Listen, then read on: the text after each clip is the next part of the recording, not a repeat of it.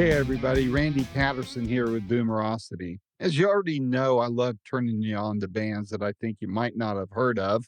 And today is no exception.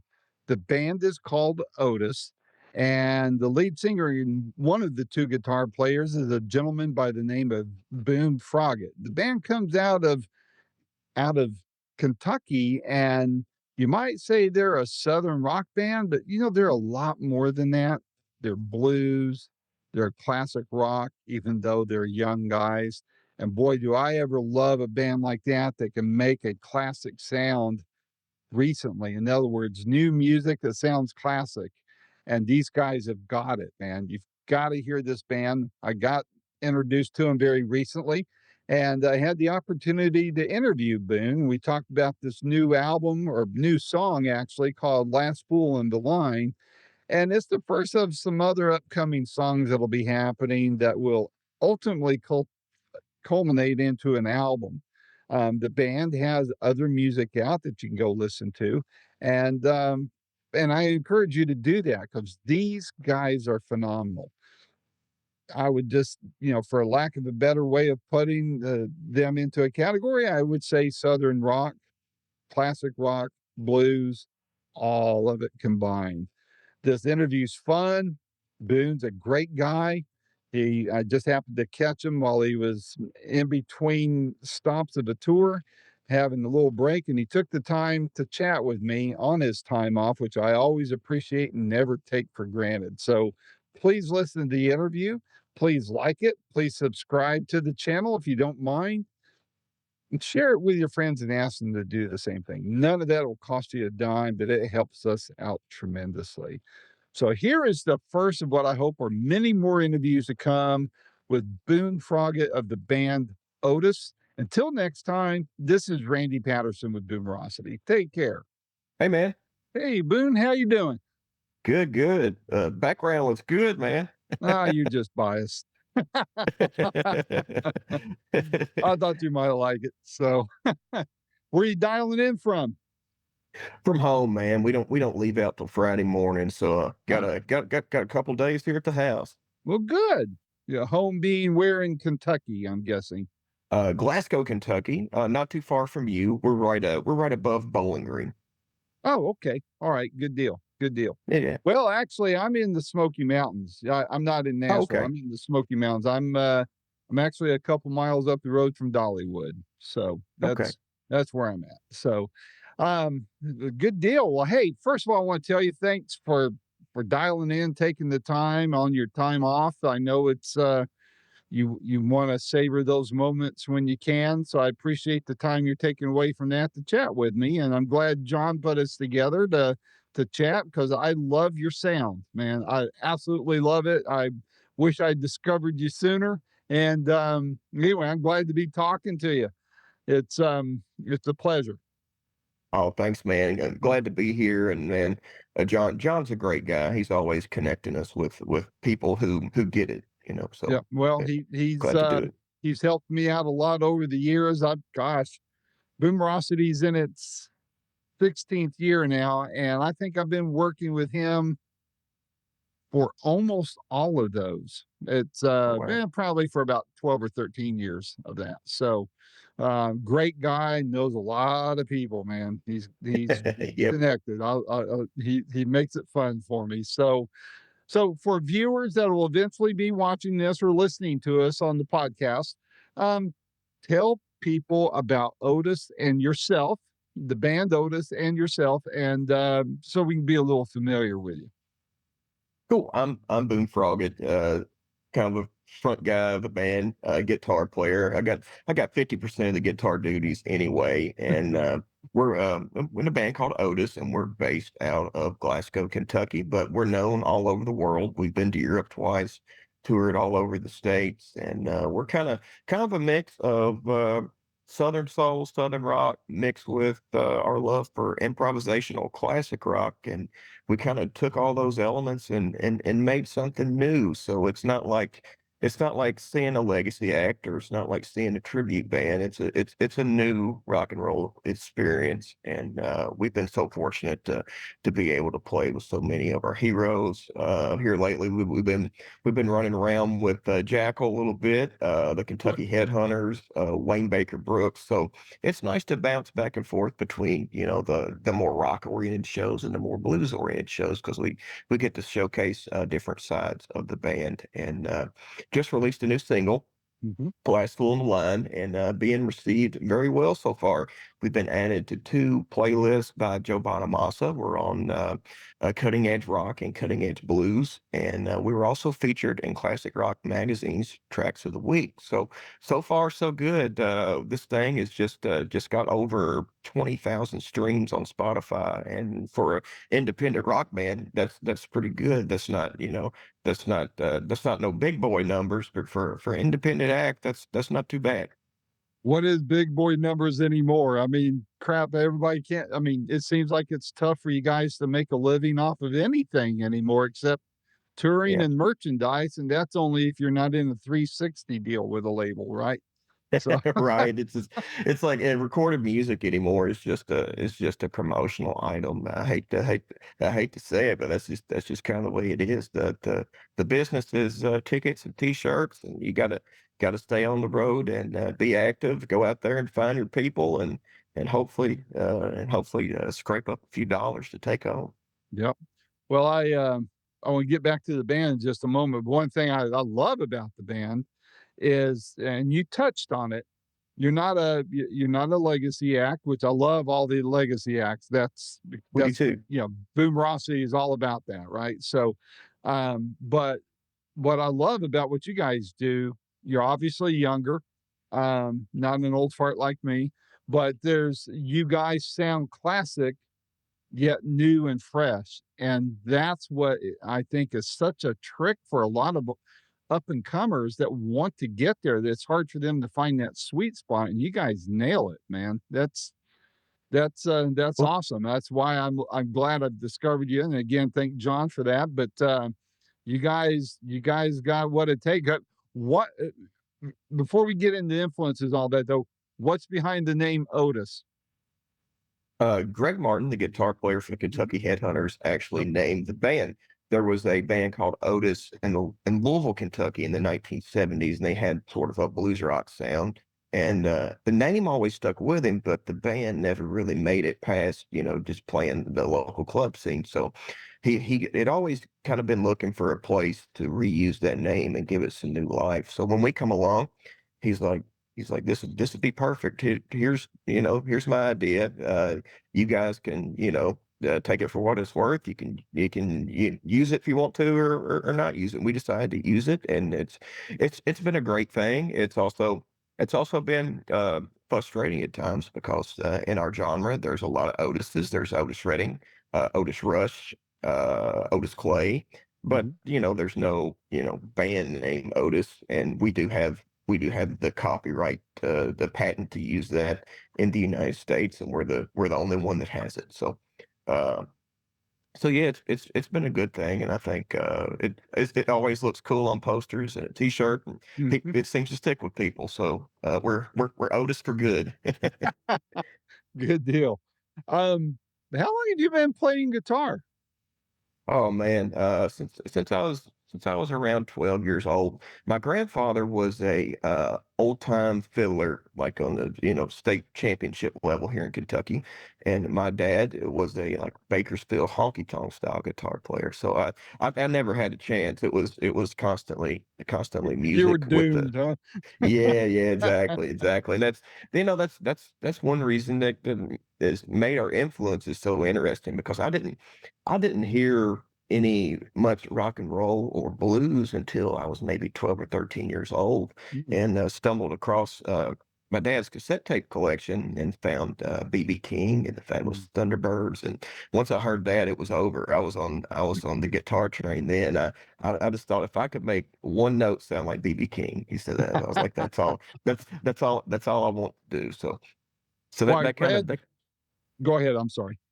I'm just that's just set me on the path to take guitar and music more seriously, and not just not just a weekend, family thing that it had been. Well, I read in the materials John sent me that, you had the, honor of, being heard by Billy Gibbons, and he handed your stuff off to, like, Buddy Guy, who I just saw a couple weeks ago, and, love his son, Greg. He and I become friends, Yeah.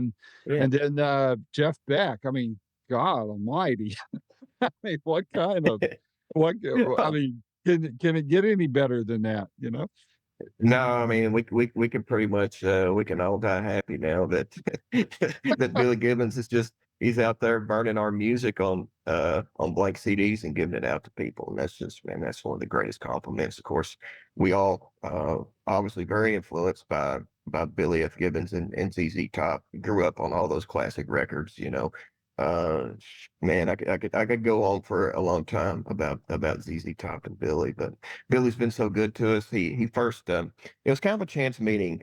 Greg from the Headhunters and I were down in Nashville attending the funeral of Brian Farmer, who was the guitar tech for Government Mule, the Allman Brothers band, Right, and we right, were right. headed back home. And Greg gets a call from Billy, and he's like, "Hey man, I'm in town for a couple days between shows. If you're around, let me know." So we just turned the van right around and went back down to Nashville. You know, when Billy calls, you got to act on it. Perk So up, that's right. So yeah, yeah. So we went down and had supper with him and his wife Gilligan. And at the end of the night, Greg just kind of slides him over our CD and was like, "Man, you might use this for a drink coaster, but I think you'll enjoy it." So he's put pushes his glasses down. He's like, "Well, I like the artwork." So I was like, "All right, he'll probably listen to it." So within the next couple days, he gives Greg a call back. Was like, "I love this band, very authentic." He said they listen to the right stuff, and he's like, "I love it." He was actually asking about how we got some of the sounds on the album and what amps we were using and all that stuff. And then after that, his secretary sent us a press quote, and he started mentioning us in some podcast interviews. And he was even playing our one of the songs from our first album as walkout music when he was doing Billy F. Gibbons and the VFGs. And I was like, man, that's so cool. So wow. Billy's been great to us. He's one of the biggest advocates for blues out there, and Mhm. just a just a great guy. Favorite story I have of Billy, I've interviewed him, but only by email, and I knew it was really him because I know the publicist. But, I the first time I ever saw ZZ Top was only 3 years ago. It was right after Dusty died, of course, and it was down Wow. in Chattanooga, and, had my brother-in-law with me, and we're sitting there waiting for the show to start, and there's these 2 guys in front of us, and we started talking, and you could just tell they're giddy as all get out just to be there. And I'm thinking, these boys must not get out much or something. I don't know.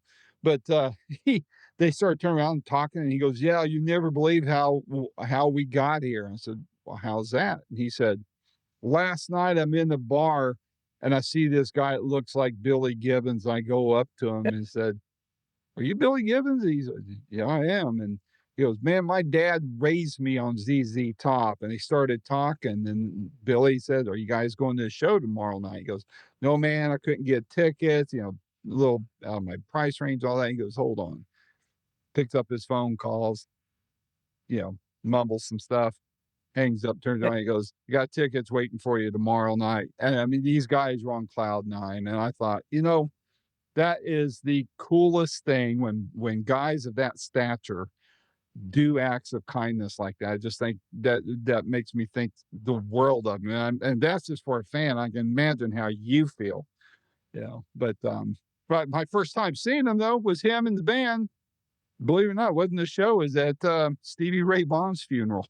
I was living in Oh Dallas wow, at the time, and they showed up for the funeral, which I thought was really, really big of them.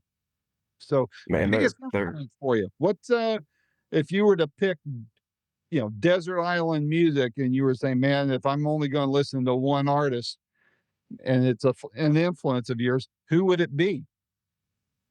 oh man, that's a tough one. I'd probably have to go with Muddy Waters because I feel like everything I like kind of flows from that river. So as long as I had some good chests that are muddy, I'd probably be all right.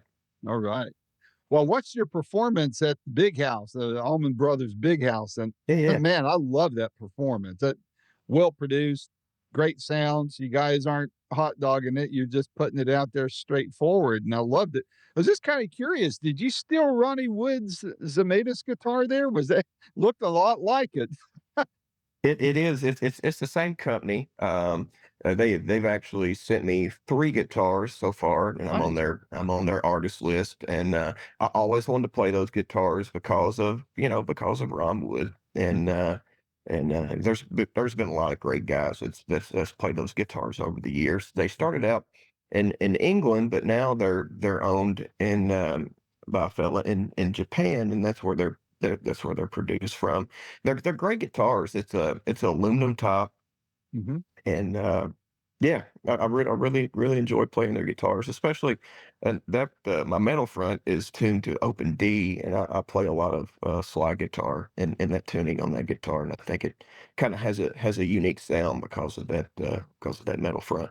Yeah, yeah, for sure. It's interesting how little things like that change the dynamic, the tone, the feel, the whole 9 yards. I'm not a musician. I'm sounding like I know Yeah, what yeah. I'm talking about, but I've interviewed enough of you guys to pick up on that, and it's pretty cool how Greg Martin, you talked about him. I need to talk to him again. It's been a couple years, but I saw him perform only one time, and it was with Phil Keaggy at the Dallas International Guitar Oh Show. wow. And Phil's one of those where he gets a piece of something, he slides it into strings and comes up with phenomenal sounds and unique approach. Are you familiar with Phil? Oh, he's brilliant, man. He should be a household name. I Yeah. finally got to see him play at he did a Jeff Beck tribute in Nashville at Third and Lindsley, and Wow. Jimmy Hall was singing because he had sang and toured with Jeff a lot, and he Mhm. invited myself and our drummer Dale down.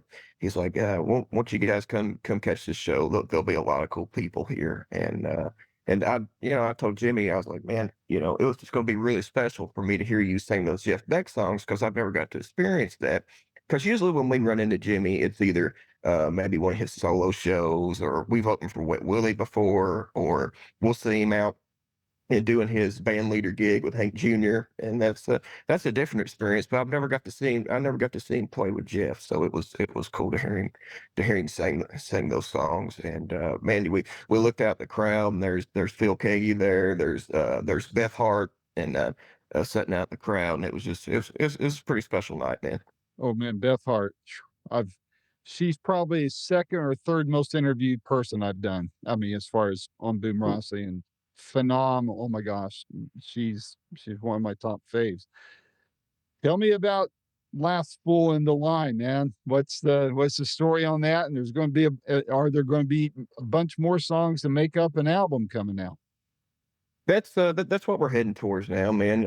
Everybody's kind of playing the singles game right now because it's just so hard to get anyone's attention to listen to a full length release. And but that's our ultimate goal is to get a full length release out there. So it's not going to be in the immediate future, but it is coming. We've been riding up the storm and coming up with some really cool stuff. So I think everybody's going to dig it. And like I said, we've had about as good a response to this song as we could hope for. Musically, I got inspired with the riff for this song by a Marvelette song I was listening to called "Danger and Heartbreak Dead Ahead," and it's got kind of this looping guitar thing, which I picked up on, and that's kind of what inspired me to do this song. But lyrically, it's just about as a touring musician, you have access to some really interesting people, and they always have very interesting stories. And it's just like, man, we've got to figure out a way to share some of this stuff because not everybody's in a in a position to hear some crazy stories like that. And when people tell you stuff like that, you're like, hey, is this the truth, or are they bending it a little bit? And at the end of the day, it's like, well, who cares? It's a good story. It's a So. good story. Yeah. Yeah, yeah. So and everybody that's listened to it has either said "Hey, man, that's me," or, "I know a guy like that." So it's good to write a song that resonates with people and doesn't go over their head, which is easy to do.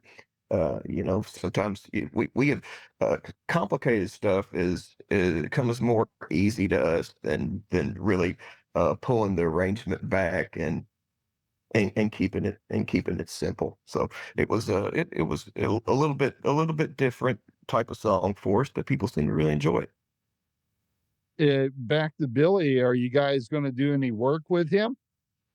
We would love to. I saw Billy on the Rock Legends cruise back in January. Got to visit with him a little bit, and it's he's an interesting person, man. He's if you're in his orbit, he'll do anything for you.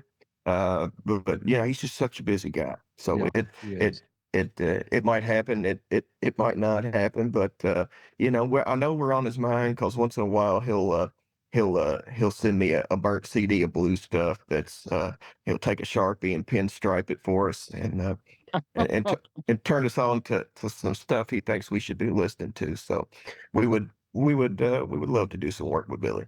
Good deal. Well, what's on your radar for the rest of the year and going into next year? Oh man, we got all kinds of fun stuff touring wise that's getting ready to happen. We're going to be in Knuckleheads, which is a legendary venue in Kansas City. We're going to be there next week with Tommy's Rock Trip, which Tommy is a legendary drummer. He's played with Ozzy, Black Sabbath, Alice Cooper, Ted Nugent. And he just kind of does a review of all the stuff that he's toured on and played on. So that's going to be a lot of fun. Got some more shows with the Headhunters coming up, and at the end of September, we're going to be doing the Georgia Allman Brothers Band Association Festival, which is always a Nice. big honor to go Yeah, do that. And we're going to be there a day early. We're going to do a meet and greet at Fresh Produce Records there in Macon. And then they do like a showcase jam where they get kind of all the bands and they kind of mix up everybody and play a show of Allman Brothers stuff. So it'll be fun to get good up there deal. and jam on that. And then on September 27th, we do the late night show at Grant's Lounge, which if you're not familiar with Grant's Lounge, it's the place where all the Capricorn bands hung out kind of after hours. So they had Marshall Tucker, the Almonds, Wet Willie, all those guys would be mixed up in there doing jam sessions. So it's a great place to play. And oddly enough, it's where Kirk West photographed us for our second album, Eyes of the Sun. We went up to the third level of Grants before it got renovated, and he did a photo shoot with us. So it's really cool that we got to get those photos there because it looks totally different now. Wow. Wow. How fun.